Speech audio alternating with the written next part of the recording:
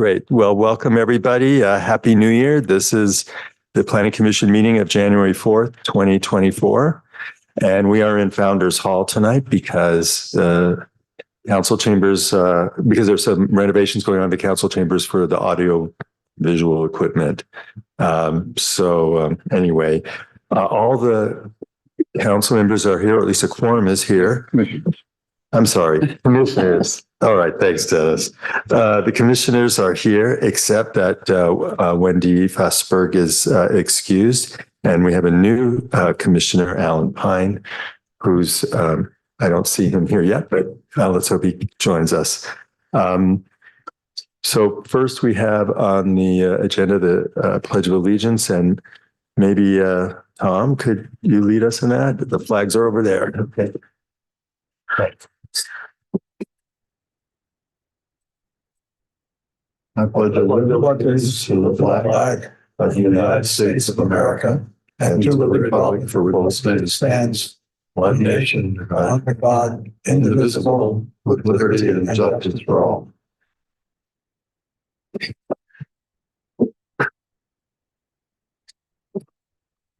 Thank you. And now the next item on the agenda is the is approval of the agenda. Second. All those in favor? Aye. Announcements. John. Nothing tonight, Mr. Chairman. Dana. Just that we're in 2024 and Happy New Year to everybody. And we have a lot of work ahead of us. We do. Okay. The next is oral communications. It's public comment for matters not that are not on the agenda, but applicable to the Planning Commission. And I think that's what this one card is from Pam Evans, is it? Okay. Thanks for accommodating. You know, but I know it's different from the council. Okay. It's Pamela Evans. I am an appraiser, a realtor, someone who's flipped a house. I follow LA City because I have to. And I'd like to say, as a resident of 22 years, I know our city council likes Dodger games. I know they like 4th of July. But I have stood in front of you guys for 3 years now, asking for committees to be formed to look at slope ordinances and mansionization ordinances and things that make a difference. The city of LA has developed laws that say covered patios are square footage. Going above 16 feet is 2 stories. Slopes are reduced by the amount of square footage on the 40% rule. We have not made changes, to my knowledge. I come to the planning department year after year and they say, out of my hands. Someone has to go to city council and get permission to do the research. I am one person and I can't fight for this whole city, but you can. So I request that you as commissioners either call me or look up the new mansionization rules of the city of LA. We always say we look at our neighbors. We look at what Agora is doing or Westlake's doing. Well, we also need to look at what LA is doing. We have a lot of things from the state being pushed down our throat. SB 9, ADU laws. We need to grab hold of it and do things that reduce building size without us having to go into big battles between our community members and the people who want to build. Thank you. Thank you. Thank you very much. I've actually brought up, requests for updating building codes many times and hasn't happened yet, but we'll look into that definitely. Next is reappointment of the architectural review panelists. And Tom, do you want to bring this up? Chair, members of the commission, this happens, as you know, periodically because the commission makes the appointments of the ARP. And when that comes around, the city clerk invites applicants. The sitting ARP members, of course, have the opportunity to reapply. This year, I'm pleased to say all of our sitting ARP members applied to be reappointed, and we enjoy working with them greatly. We did have one other application, but that application didn't qualify based on the parameters for being appointed to this panel. So I do have a presentation that was something you've seen before from prior appointments, but if you want us to not have that, that's fine. No, that's all right. Would all of you raise your hands, the ones who are, okay, oh, they're all in the back there. Okay. Does anybody have questions or comments about reappointment of the panel? Sean? Tom, can you tell us what the parameter was that the other applicant failed to meet? Residency or? Right. The requirement is to be on the panel to be a resident within the city or doing business in the city, or failing those things nearby at least. And in the case of the individual who doesn't qualify, it's somebody who's retired and not having a business in the city or near the city, and also living more than a couple miles away in the valley. Thank you. I have a question along that line, Tom. Ms. Orang does not indicate where she lives on her application. I'm not sure which, could you say the whole name? I didn't. Last name is Owrang. Okay. Or either. Now, again, they reside in the city or near the city and doing business in the city or near the city. Blank. Okay, well, we can ask her to tell the commission. She's right there. Could you come up to the mic if you could and just let us know what your connection is with the city? Yes, hi. My name is Shada Moradi. I'm a licensed architect and I live in my office. I work from home. It's in Topanga and Dumet. And I do business with City of Calabasas too. Yes, you're welcome. Before you sit down, I was going to, in fact, Sure. if any of our re-applicants would like to make some remarks. Number one, we're likely to reappoint you, but it would be nice to know what you see going forward this coming year, because you've been heavily involved in dealing with things in our community. And since you're at the microphone, you might want to just say a few words beyond just that you're qualified by virtue of where you live or where you work, because I think those are all good, but I'm more interested in what you can help us do for our community. Yes, sure, no problem. I come from a multicultural background. I'm originally from Iran. I got my master's degree there. I worked a few years. I moved to Japan and I got my PhD in architecture at the University of Tokyo. And I was living and working there for 6 years in architecture. And then I moved to United States in 2004. And I'm working in different architecture companies since that time. I got my license in California in 2016, and I started my own business in 2018. Great to have you with us. Thank you. We'll see how that turns out after the vote is taken, but I'm sure that everybody who wishes to speak, can convince us it's a good idea. Thank you. Thank you. Thank you for your service and for applying again. Does anybody else wish to say anything? Go. Okay, come up.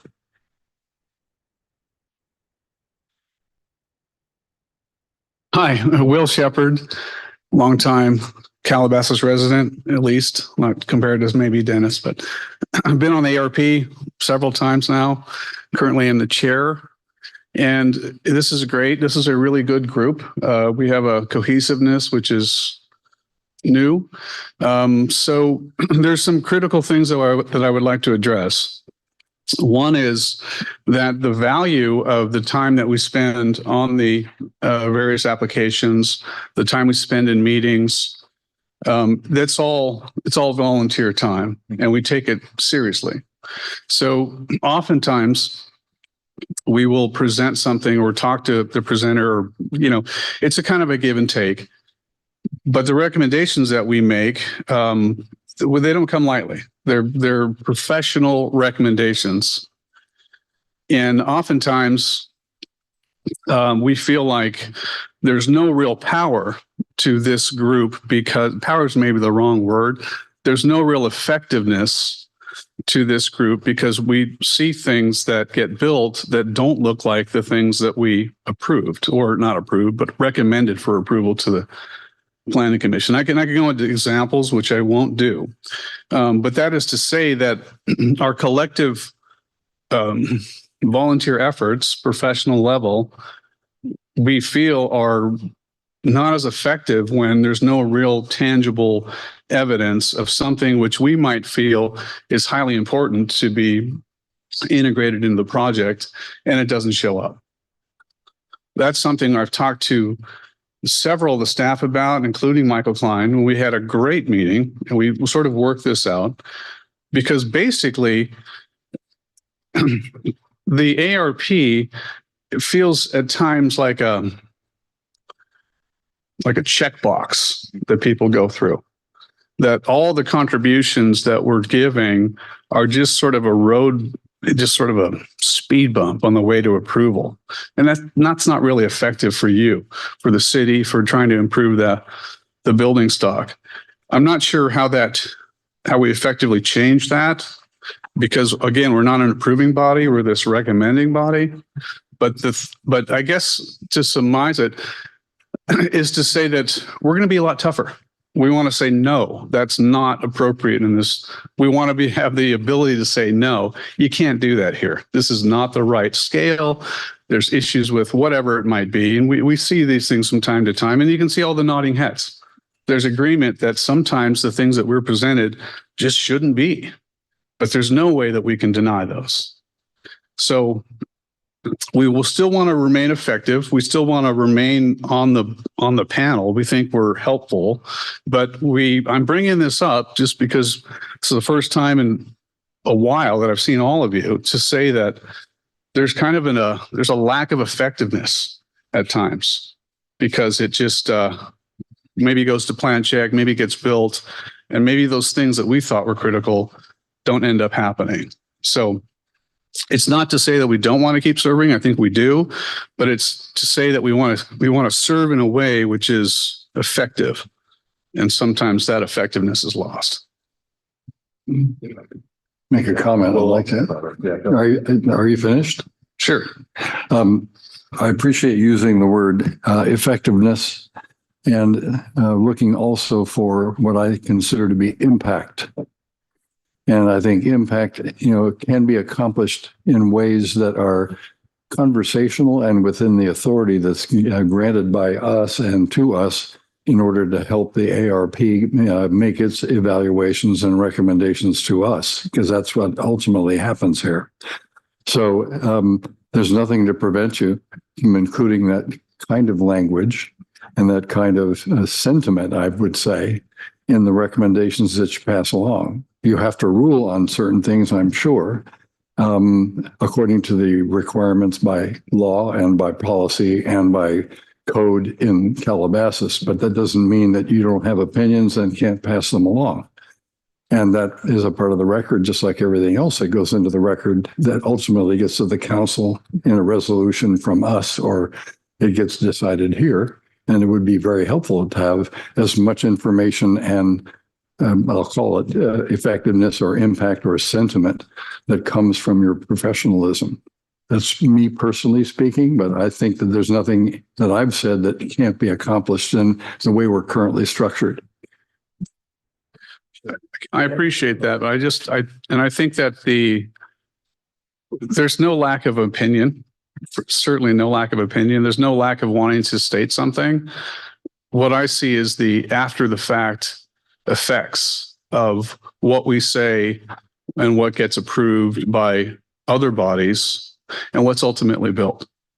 And again, I don't want to go into examples, but there's many examples where what we said was important and we spent meetings on this, our own personal time, ends up being different, and we wonder why. Like hey, we didn't.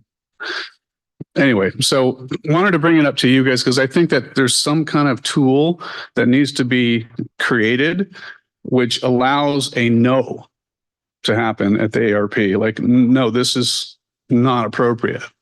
And there's just no way to effectively do that. Excuse me. You've answered a question that I have had on a number of occasions, i.e., how could the ARP approve this? I think I have a quick short-term solution. Attend the Planning Commission meetings where one of your reports is there, and you will have the ability to speak up. It's not the staff issues. It's nowhere between us and your staff. I didn't say that. I'm saying if you want your opinions to be heard and they're not being followed, attend the meetings and speak at the meetings. No, it's post planning approval. It's built work that doesn't comply with this side of the coin. Point though, it could be that, that you bring that up as you see that it could have effect, as Bob is saying. How would I know what's not going to be done? We don't until it gets past us or they pass the council. Yeah. But that doesn't mean that you can't express, your feelings and or your professional opinion and or your recommendations as to how this might be cracked through the system that we go through. And I'm going to ask our attorney and also our staff, is there anything that I'm saying that it doesn't conform to what we can do? Maybe Yeah, let's hear all the comments. Commissioner Mueller. I've known you for many years and highly respect you and your professionalism. I know you better than, unfortunately, many of the other panelists. And I've got to tell you, I'm shocked by what you're telling us because I had apparently wrongly assumed that when we approve something, and many times, in fact, most of the time, when you have recommended something in your report, the applicant will comment on, we did X, we changed our plan because the architectural panel said more articulation, recess this, reset that. And then we'll have a report from the staff that says, this is what the ARP said. The applicant has agreed to do those things. Okay. And then they get built in the conditions. So I have been sitting here dumbly thinking that what you have recommended that has in fact been approved as part of our resolution was then implemented. So the disconnect appears to be between our approval and what actually gets built. And that's almost, that's either somebody on the planning, no disrespect intended, but some planner dropping the ball and not making sure it got built the way that we all agree to be built, or it's some enforcement problem that everyone thinks it's going to get built the way it was approved, and then in fact it doesn't. So I don't know where that disconnect is, but I'm surprised and disappointed, not in you or your group, but hearing that this is a problem. I'm glad you brought it up. It's not every time. I understand. And it's a more recent occurrence, I would suppose. But I think it's significant enough to have brought it before. And I appreciate you listening to this.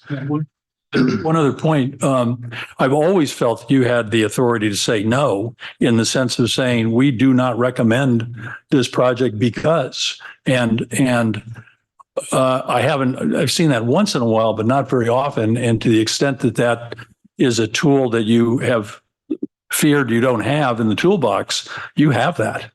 And you should use it as you all, see fit. Say no the first time. Sometimes the no gets to be a maybe, and then it's a yes. I'll give you just a brief context, though. Because of the state laws, which you've heard about, there's ways we can't say no at all. We have to just go along with it. And that is fundamentally a disservice to the city, because things that are primarily of large scale context that need to be addressed in ways that take time. There's current situations where there's no way we were given the time because of the number of meetings, public meetings that had to occur. So things where we would have said, no, John, this is too big, or no, doesn't fit. We could have never said no, because it would have taken 2 or 3 meetings to get to the maybe and then get to the yes. And that would have spoiled something and then caused a possible legal issue. So our hands are tied on certain situations, especially in housing. To your other point, we have seen effectiveness of like, yeah, okay, yeah, that got done. But there's just a couple examples. I just wanted to bring those up because I don't know how to resolve it in the team that we have, because we can say no, maybe yes, and then we're surprised later when it's like, oh, okay. So perhaps I talk to staff more about this in some manner, but I just, you can vote me off the island if you want. That's fine. But I just, I wanted to bring it up. Well, thank you for bringing it up. I'm concerned about what you're saying as well. I served on the architectural review panel for several years, and I know how effective it can be. I think one of the things is to make sure the minutes reflect every recommendation you make, because we read those. And, for example, on this Commons Lane project, where none of us had enough time to review it, if you know which project I'm talking about. And I remember you said your panel saying that the 8-story building looks like a spaceship. I mean, that sticks in my mind. And and I believe we said it looks like a cruise ship or something. But it's a massive building. It's twice as tall as the buildings across the street from the Hilton. Right. But your words mean something. And even though we weren't given enough time on that to review it, to improve it enough.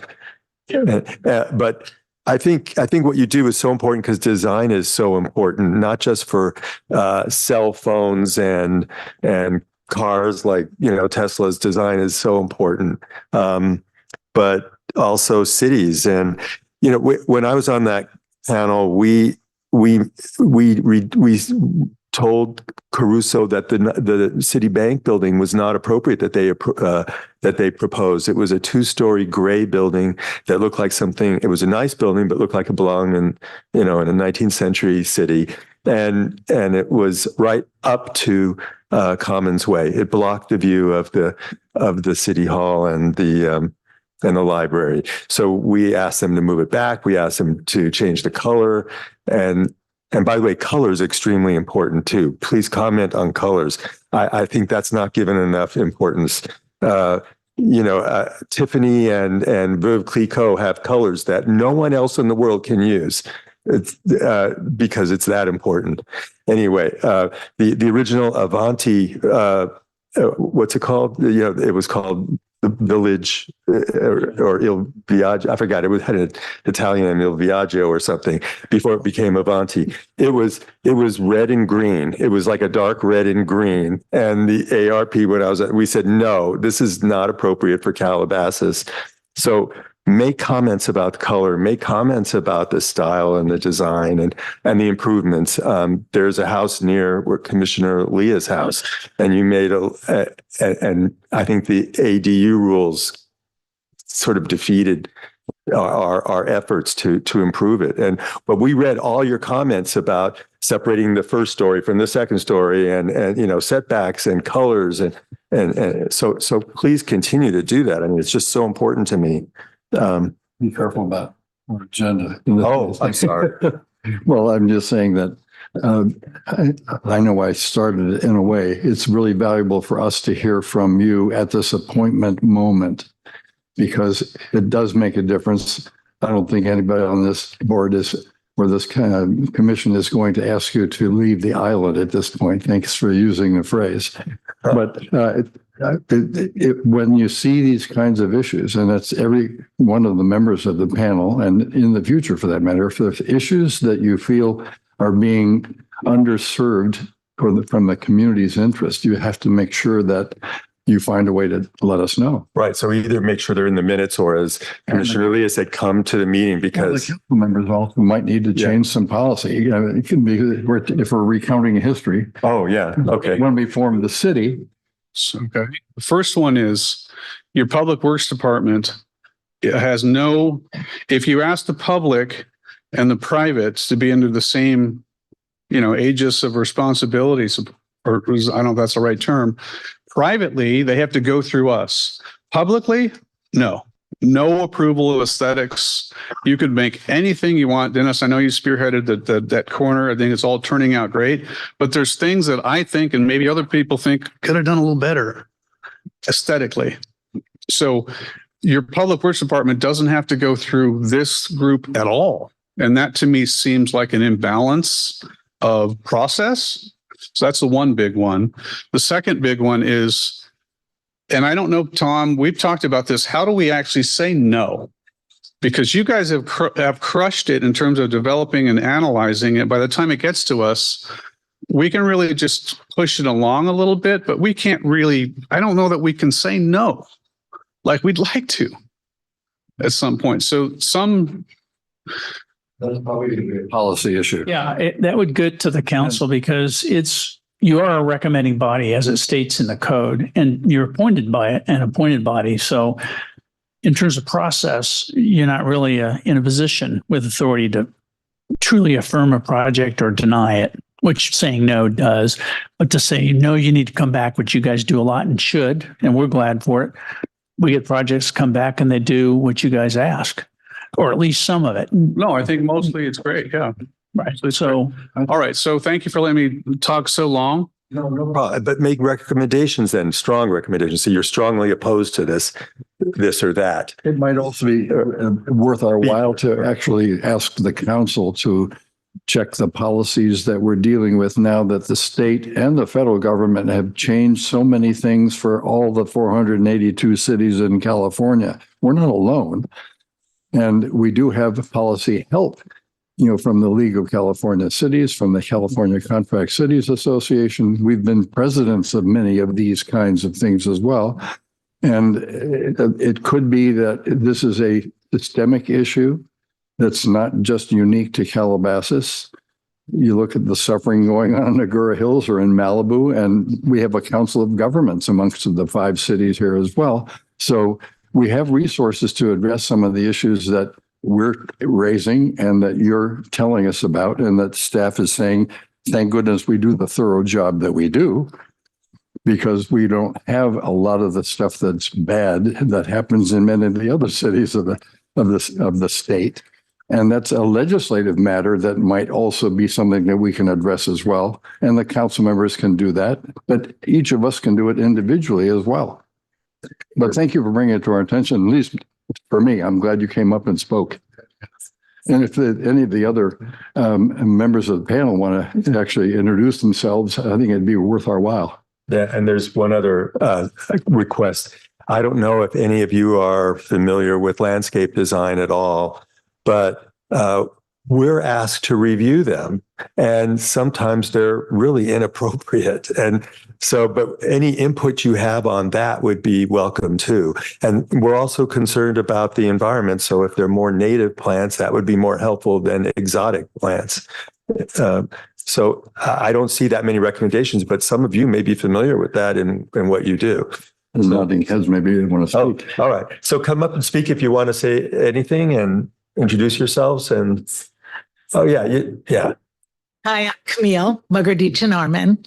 Thank you very much for the opportunity. I love being on with this group. They're wonderful. I definitely support my chairman's comments. I think we've all feel the frustration that all of you do. It's only because of these new regulations and the speed at which we're trying to be responsible.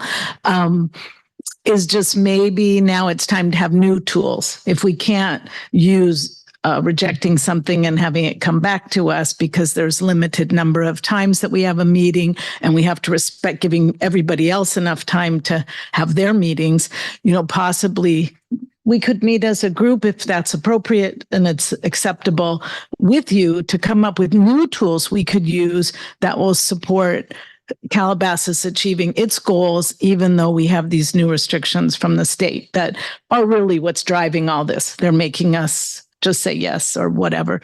Although we have firmly as a group committed to that we're going to be firmer this year and have more comments and hearing you, of course, get them documented because we want to be effective. We're all passionate. We love working with the staff. And I think, we all have a common goal. We just have lost some of our tools, and that's kind of those extra meetings that nobody wanted to had made them respond because they didn't want to have to come back a couple times. And I think now that they understand we have limited time with them, they're maybe not, our thoughts aren't as considered seriously as much. So anyway, I think we all love being on, I'll speak also for my panel, it's a fantastic opportunity to keep our city beautiful. And I'm happy to have the opportunity if you'll let me. Thank you so much. And maybe we'll look into that. Maybe we can have joint meetings if there is an issue of the number of meetings, and maybe we can meet jointly, and maybe that doesn't count then as 2 meetings. I don't know the answer, but I think our staff could look into that, I suppose. Anybody else want to speak? Yeah. Anybody else? Oh, yes. Hi, Alan DeBach. Thank you again for the opportunity to potentially be reappointed. I enjoy the committee quite a bit with the ARP, with the members here. I think the goal is to progress forward, and in whichever way we can accomplish that together, we're open and willing to do whatever it takes. So appreciate the opportunity. Thank you, Alan. And I think it's Supriya, right? Excellent. Hi, my name is Supriya Kulkarni, and I'm very glad to get this opportunity to work with this committee. And like Will, our chair, said, that this is a very cohesive group, and I feel like we are working very well with the planners. And I do feel like we accomplish something every time we are here for a meeting. So I'm thankful for this opportunity. Thank you. Thank you. Thank you for all the service you all do. Any further comments or? Can I make one? Oh, sure.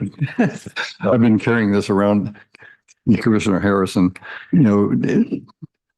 made me aware of the fact that Calabasas is the city that has the most envied lifestyle in America. And it was a survey commissioned by, of all people, Fox News to a consultant. And it literally shows that we're number 1 in the nation of the 200 or 175 cities that were surveyed. And the cities that we are higher up on the list then are Beverly Hills at 19, Newport Beach at 20, Irvine at 26, Rancho Palos Verdes at 27, Atherton at 45, La Jolla 64, and Rancho Santa Fe 67. Hillsborough 69 and Palo Alto 71, Saratoga, not the ranch, but the city Saratoga 97. So being number 1 in this survey is because of the care that has been expressed here in the past 20 minutes or so. So thank you for speaking up, and let's keep at it. Thanks, Michael. Thank you. Any other comments or a motion to? Any motion? Move to reappoint all 5 applicants as full members of the ARP. And I'll second the motion. All right. Any other comments from anybody? No? Okay, then all those in favor? Aye. And no opposed. Thank you. Yeah, congratulations. And thank you so much for the time and effort you put into it. It's really appreciated. Just try to get more comments in there for us to use. Get a hold of it. And come if you really have an issue about some particular feature. We all appreciate your work. Thank you. All right. So the next item is the consent item. 2, 3, and 4. Does anybody want to pull any of those, or is there a motion to approve the consent? Watch the video. You weren't at the last meeting, right? You did watch them? Okay. Oh, Oh, that's right, because there's minutes in here. I'm sorry. Okay, is there a motion to approve the consent item? So move. A second? I'll second it, I guess. Okay. All those in favor? Aye. And no opposed. So that passes. So now we go to the public hearing item. All right. So this is item number 5, file number site plan review 2022-008, a request for a site plan review to construct additions totaling 1,135 square feet to the first and second floors of an existing 2-story single-family residence located at 26002 Phil Rich Circle within the residential single-family RS zoning district, submitted by Fernando Gonzalez, who's the designer. Staff report. Pardon me? You go to staff report. Okay, so first we'll do a staff report and then we'll open the public hearing if there's anybody who wishes to speak, and then questions and comments from the commissioners. And I don't see any, I didn't receive any correspondence, but I don't see anything up here or any cards or anything. No, thank you, Chair Harrison. Can everyone hear me okay? It's a little quiet. Okay. Good evening, Commissioners. I want to mention that this project was noticed to all property owners within 500 feet of the subject site. It was also posted on the city's website and posted throughout the city at all required locations. And we did not receive any public correspondence regarding this project. So the project site is located within the residential single-family zoning district. It's surrounded to the north, south, and west by single-family residences, and is surrounded to the east by open space, which you can see. Can you see my cursor? Oh, you can see my cursor. Okay. And to the east by open space, which is actually in an unincorporated area of LA County. This dark red line here is our city boundary. We have just a more close-up view of the site. It is a primarily flat lot that slopes downwards towards the open space on the east side of the property. It is 16,988 square feet located at the end of the cul-de-sac on Philrich Circle. The residence is 1,804 square feet currently. The site is also improved with an attached garage, driveway, landscape, hardscape, patio covers, and other rear yard accessory features.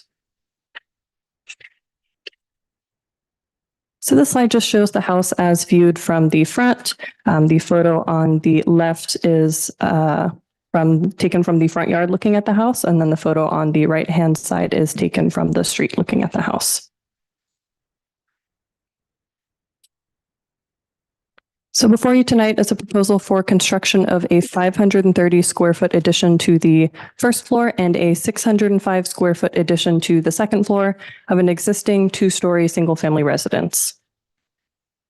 And Calabasas Municipal Code Section 17.62.020 requires this project be reviewed by the Planning Commission. So on this slide, you can see the proposed site plan. Shown in yellow is the area of first floor addition. Back here, it's located at the rear of the residence, and that is 530 square feet. And then you can see outlined in blue here is the area of second floor addition, which is located at the front of the residence, primarily above the existing garage area. So that is 605 square feet. And there's also balconies that are proposed. One of them is at the rear over the area of addition. And then there's one at the front of the residence here, at the front of the residence here over the garage. I do want to mention with this balcony that it is located over an existing legal non-conforming porch. The house was constructed in 1964, so it is considered legal non-conforming in regards to that north side setback. And that balcony is proposed to just continue that existing non-conforming setback by being located directly on top of it. And also you can see here shaded in gray, there's an attached ADU that was approved under a separate permit. ADUs are processed ministerially pursuant to state law, so this was approved separately, but it has not been constructed yet. So it's depicted on plans as proposed under a separate permit. The project scope of work also includes legalization of accessory features in the rear yard that were constructed without benefit of permits. So there's a barbecue, a detached trellis, and a fire pit that were not permitted, but are proposed to be legalized as part of this project. So next we have the first floor plan. You can see this area shaded in yellow here is the area of addition on the first floor. It's extending the existing residence on the first floor by about 11.5 feet by the length of the residence. You can also see on this floor plan the attached ADU, which is located right here. Entry will be through the side, and it's a one-story ADU of approximately 430 square feet. Again, approved under separate permit. Here we have the proposed second floor plan. You can see the area of second floor addition shown in blue right here. You can also see the new balcony at the front of the residence and the new balcony here, which is located on top of that existing legal nonconforming patio previously mentioned on the site plan. And we also have new balconies located at the rear of the residence here. There is an existing deck and patio cover in the same area, and those are going to be demolished. And then these new balconies will be installed on top of that area of first floor addition. Here we can see the proposed elevations. So this is the front elevation. On the bottom is the rear elevation. So from the front, you can see the new area of addition on top of the garage right here. I've also shown the area of new glass railing that will be at the front of the residence and at the front of the residence here on this plane above the garage. And then on the side, you can see the attached ADU, which was approved under separate permit. Then on the rear, you can also see first floor addition right here. And in the background, you can see that area of addition on the second floor, which is visible on the rear elevation as well. The glass railings and new balconies, and the ADU approved under separate permit. You can kind of see in the fine print here that all the stucco and roof material of the new areas of addition is proposed to match the existing colors and materials. Here we have the south and north side elevation. Again, here you can see ADU approved under separate permit. This right here is the area of addition on top of the garage on the second floor, and then the area of addition on the first floor at the rear of the residence with the new balcony on top. North side elevation, same thing. You can see the area of addition on the first floor at the rear of the residence. You can also see the new balcony with new glass railings, new glass railing at the front of the residence on top of that legal nonconforming porch. And then this circle here is the area of second floor addition over the existing garage. The architecture review panel reviewed the proposed project on March 24th, 2023. The subject site is not located within a designated scenic corridor, and there are no architectural design standards that are applicable to this property. The architecture review panel found that the proposed project is compatible with the aesthetics of the surrounding neighborhood, and they recommended approval of the project to the Planning Commission. And the architecture review panel did have a few suggestions, which the applicant has revised the plans to address. Their suggestions included adding clarification on the plan sheets to clarify colors and materials to ensure that they're to match existing, depicting the ADU on plan sheets and clarifying that that ADU is approved under separate permit, and making consideration of how structural feasibility will be addressed for their eventual submittal to building and safety, and the architect has revised the plans to ensure that those have been accomplished.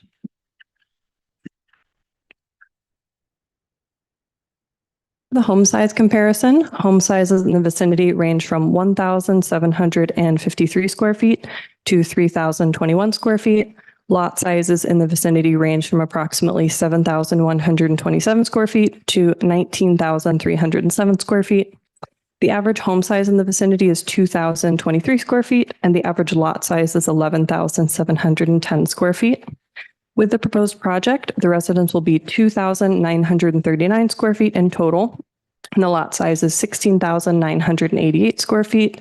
So essentially, this is one of the larger lots in the area, and this will also be one of the larger residences in the area, but within the range in both cases. And surrounding homes are a mix of 1- and 2-story residences. And the data on this slide is based on the home comparison table in the staff report, which looked at homes within a 300-foot radius of the subject site using LA County assessor data. So there are 6 findings for a site plan review per section 17.62.020 of the Calabasas Municipal Code. The applicant's proposed findings for a site plan review are included in your packets as Exhibit B. So with that, staff concludes that the proposed project will not alter the existing single-family use of the subject site, which, in conjunction with the previously approved ADU, is an allowed use in the residential single-family zoning district.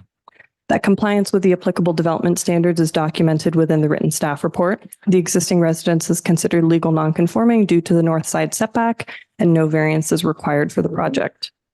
Homes in the neighborhood range from 1,753 square feet to 3,021 square feet. With the proposed additions, the residence will be 2,939 square feet. The architecture review panel also recommended approval of the project. Lastly, the project is exempt from CEQA review pursuant to Section 15061, General Rule Exemption, and Section 15301, Existing Facilities of the California CEQA Guidelines.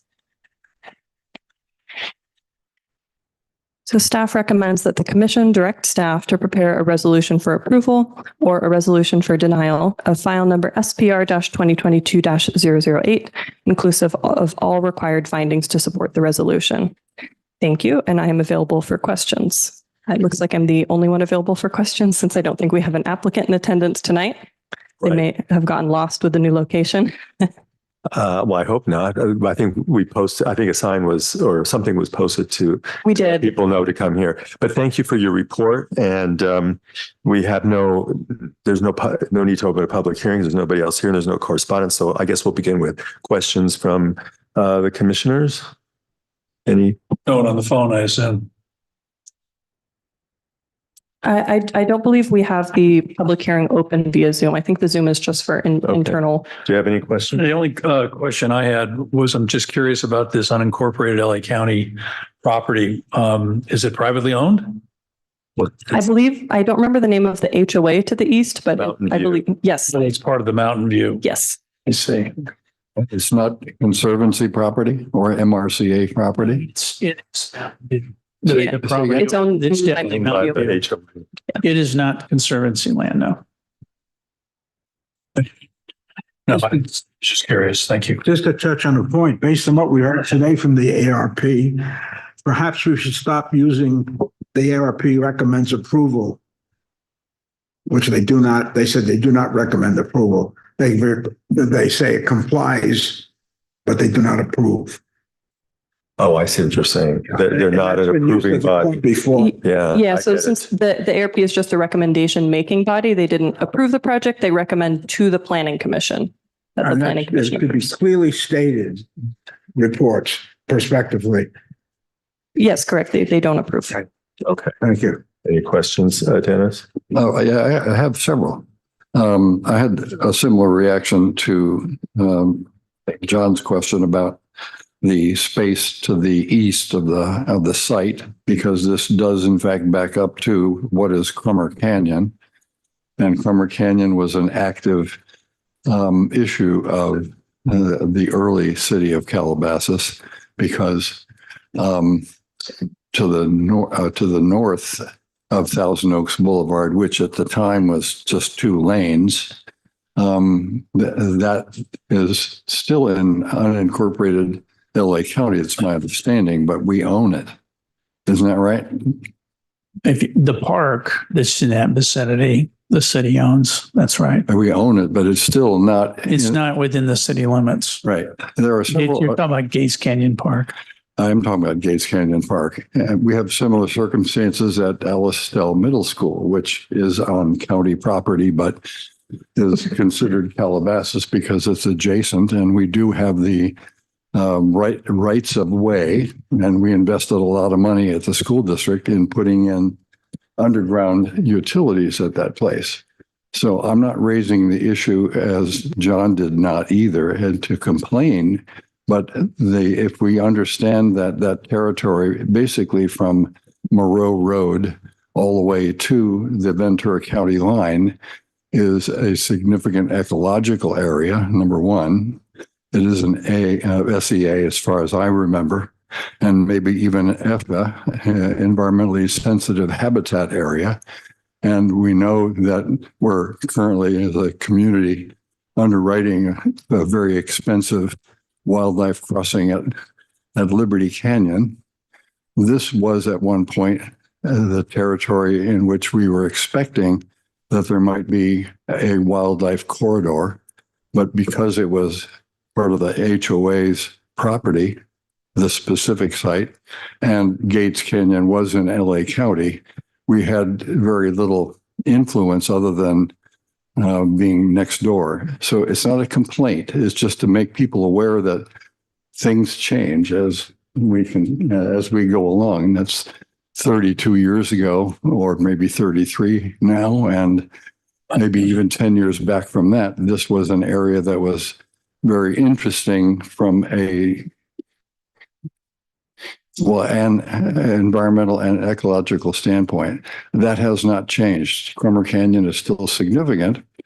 And I'm curious, not a complaint again, but I'm curious as to whether we did any assessment as to how the property might impact the property there. Not that it's an impact that would reach the level of a CEQA requirement of some kind, but do we have any policy that deals with, or at least has on a checklist, does it affect the function of what is still a wildlife corridor area?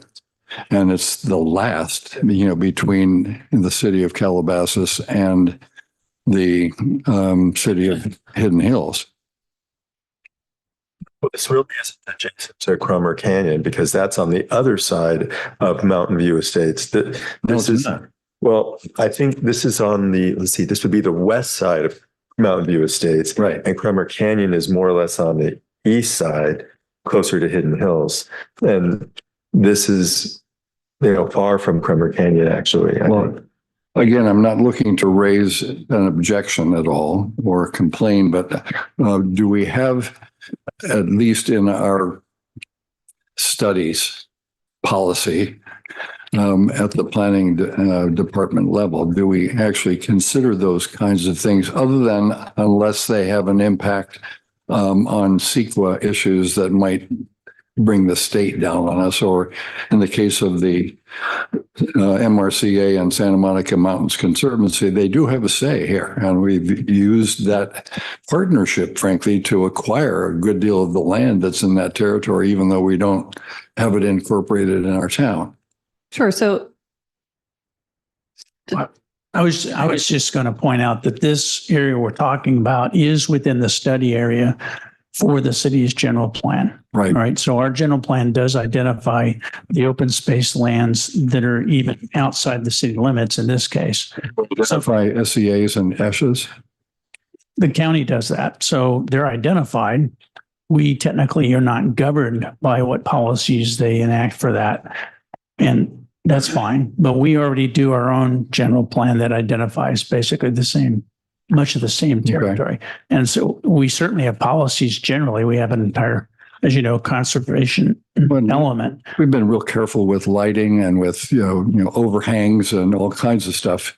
And I don't fear that we are in any jeopardy with his approval, but I'm curious to learn from, being next to a sensitive territory, how we consider those things. And thank you, Tom, for pointing out that it is part of our general plan, but we're looking to redo it, are we not? Or nothing immediate. We just amended, as you know, 4 elements: land use, housing, safety, and circulation, just within the last couple of years. So it's a 2030 general plan. It's been a well-used and well-amended plan as necessary, as required under law or for other reasons. So it's not for a plan that was done in 2008. It's nowhere near as obsolete as I'm sure many other cities have allowed their plans to go. So I think we're several years out because we'll have to do the housing element again anyway. And that would be, in my opinion anyway, the opportune time to do it. I would hope that this comment might allow us to do a little extra work on planning for wildlife corridors and management and territory as we do, in fact, get into the rest of our general planning. And I hope that's real soon, personally. Again, I don't see that this is something that if you were hiking up the road from Moreau to get to Amundsen Ranch, that you would look at this house and say that's a travesty at all. I mean, it's well done, well designed and so forth. But I had to raise it because I've had to live through a lot of this for the past 40 years now. So I'm appreciative of what you've told us, and I'm eager to see our general plan processes.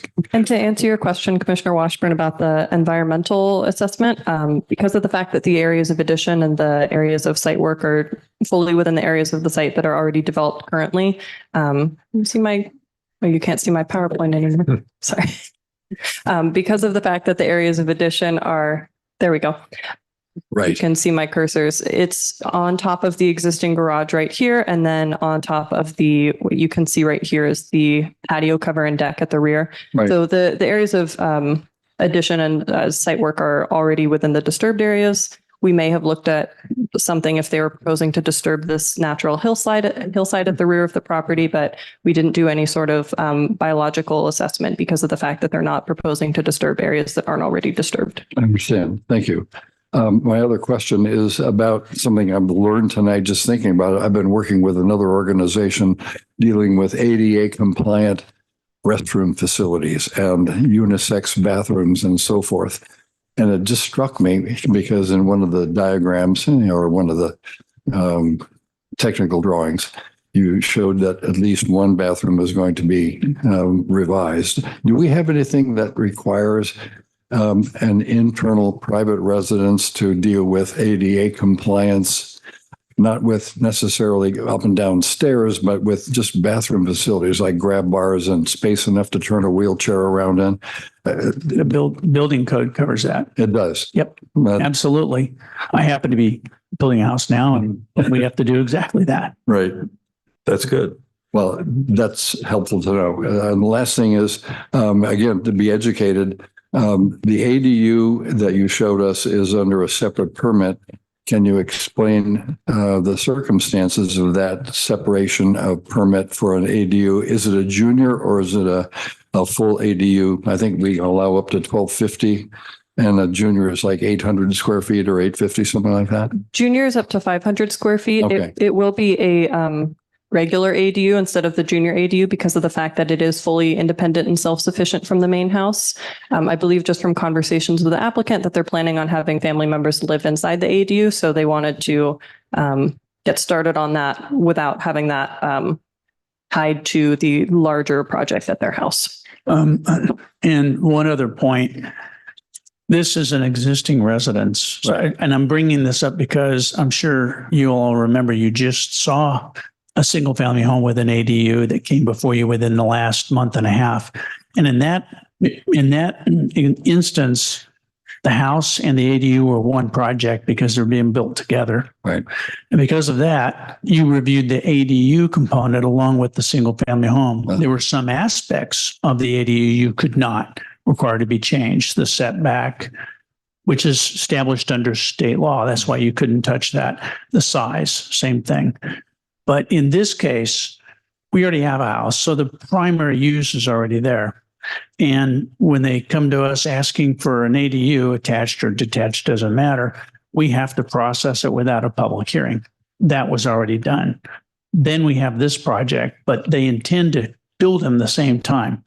Okay, they can get their building permits all together, but they were separate projects because state law requires us to do the ADU when it walks in the door. Well, and I know Commissioner Harrison, you have an ADU on your property. Yes, I built one. They were separate because the house existed before and you Right. made an ADU. Is it a junior or is it a? No, it's a regular one. Yeah.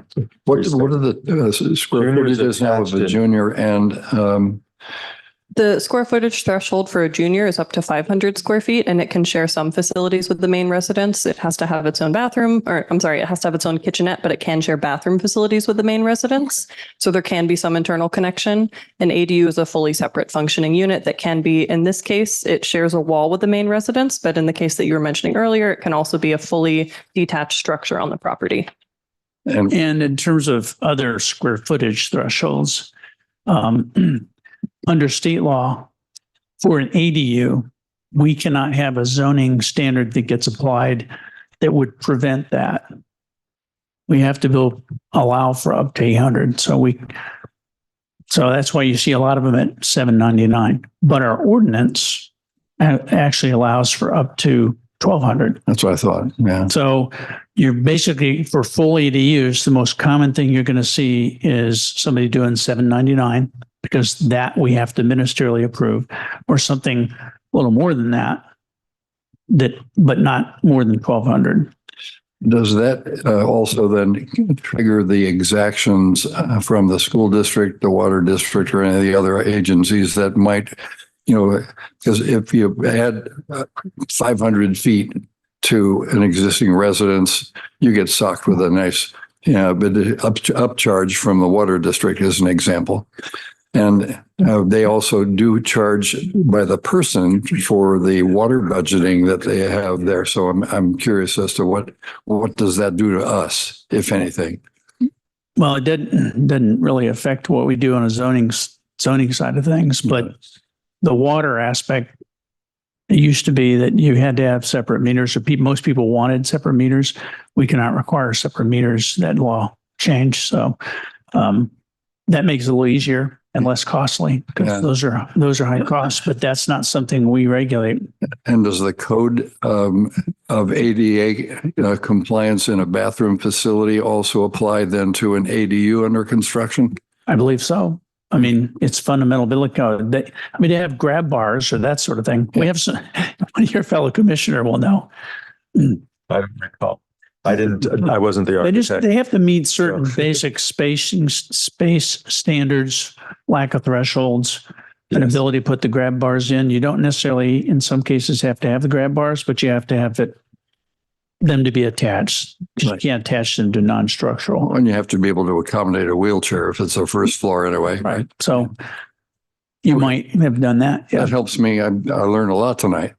Oh, definitely. If I could just ask one question, just sort of for the record, the size of the ADU is not to be, we are barred from looking at the size of the ADU in terms of determining whether or not an addition is size compatible with the neighborhood. That's correct. I mean, if Because here they're adding 1,000, but in effect, they're going to be building at the same time. What did you say, an 800 or roughly 800 square foot ADU? Yes, and it's the ADU itself is 430 square feet, I believe. But to clarify that point that you just made, all of the data that I mentioned before about the size of the house after, that was the primary residence. Right. So the ADU isn't considered as part of that square footage. So you could have a situation where, even though we thought an addition was sort of right on the borderline of being too large, Yeah. and an additional 799 square foot ADU, we can't consider that in the analysis of the compatibility issue. No, because I mean, then you'd be applying a standard that you're using to prevent the ADU. I mean, that arguably anyway, because you're saying it is contributing to the total square footage to a point that is unacceptable. And by the way, that's also when there isn't actually a clear, definitive, measurable standard to that effect. Right. You have another question? Well, I just wanted to point out, I think I read in the paper, and Tom, you can probably confirm this, that as of January 1, ADUs are now saleable to a third-party purchaser. Yes, they've. I think that's the new. You can divide the lots and sell them But like a condo. It's like a condo, right? Which they have, I think, down in Redondo Beach, Manhattan Beach. They have turned lots into condos. So, Commissioner, It's going to be a circus. No, anyway. So I have a couple of specific questions. Just to help on that, I mean, I'd like to just suggest the city attorney might want to at least bring something forward. We can send it to the commissioners and follow up as to just what exactly the answer is to that, just so we can make sure we understand it well. So I don't have an answer as to whether that's exactly what. My understanding. Well, I know. All together. So, but we'll double back with you. Oh, that you could not independently sell necessarily an ADU Correct. as a separate unit. Right. If it's a single family as well as an ADU, you cannot just sell the ADU. Oh, okay. Well, then I misunderstood. No, I read it where you can make a condo, basically, in which case you could sell it separately, but it's part of the HOA. But anyway, so we'll get more information on that. On sheets A104 and A202, it wasn't clear to me where the water heater the tankless water heater, and the air conditioning condenser will be for the ADU. The ADU is in the front of the house, just to the right of the garage, although it's at an angle because this is like at the end of a cul-de-sac, so it's kind of angled. And it looked like it was going to be very visible, and I don't think that's very attractive. So I couldn't tell if there was a gate or a fence or something that or a cabinet that covered up those equipment.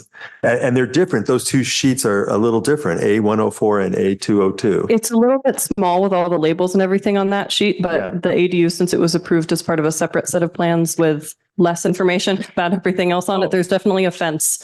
You can see kind of the gate for the fence right there is the entrance to the ADU. There's definitely a fence that the equipment is. That's why I was just concerned it can be concealed in some way. Otherwise, it's really unattractive to see that in the front of a house. I had asked the designer if he could try to make it a little more clear with the labels, but there's a lot going on there at the front. Okay. It's definitely behind the fence. Okay, great. And then I just want to confirm that all the colors and the materials are the same.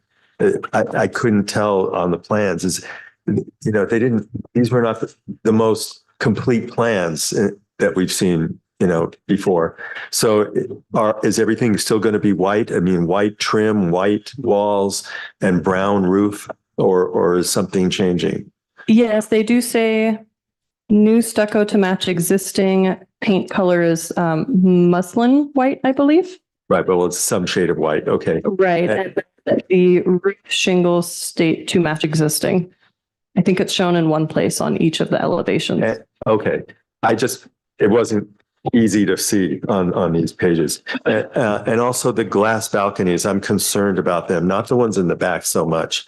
But I was concerned about this. I'm still concerned about this on the building A at the Commons. I don't know how they're going to clean them, but on this, I'm not sure how compatible that is with the neighborhood. I don't mind it in the back but in the front, what color is the glass clear and what color is the railing? Is it white? I mean, I just couldn't tell. Because no other house in the entire neighborhood has glass panels in front that I'm aware of. Maybe you would know because you're not. That's true. That's not good. It is. Yes, I've seen this on homes, not on 8-story buildings, but on homes. But is it white and then clear? I mean, it's clear glass. I mean, as far as what the plans are saying, but what the structural, if it's aluminum supports, for example, is it white? Is all I'm asking. Is it white? The structure. The applicant would have to say, the plans just weren't as right easy to follow as some of the other ones. No, beg your pardon. I just thought the plans weren't easy to follow compared to other ones we've received. They have a specification that says it's called out on one of the structural sheets, but they don't have the structural sheets prepared yet for their submittal to planning. It's only the architectural sheets. I would defer that to the architect if they were here. So I'm concerned. I just want to make sure it's not some other color, like turquoise or something. And although that's my favorite color, but I just I don't know. And I just want to make sure, is there a way to add a condition that it's white or? Yeah, and we can ask them to clarify on the plans. Are you concerned about a specific color? Or do you want them to clarify which color they will actually be using? Oh. Yeah, I think, at least both. I don't want some odd color. I mean, I think it could be incompatible with the neighborhood. I want to make sure it's invisible kind of. To clarify what you're asking, white or black would be okay. You just want to make sure that it wouldn't be red or turquoise. Right. I'm not sure even black. I mean, black is popular. I mean, I don't know how that would look. We don't have any view of. Well, I would think some people will want to make those rails, those go hand in hand with their window surrounds and things like that. Right. And it seems the window surrounds are white here. Everything is white. It's white on white.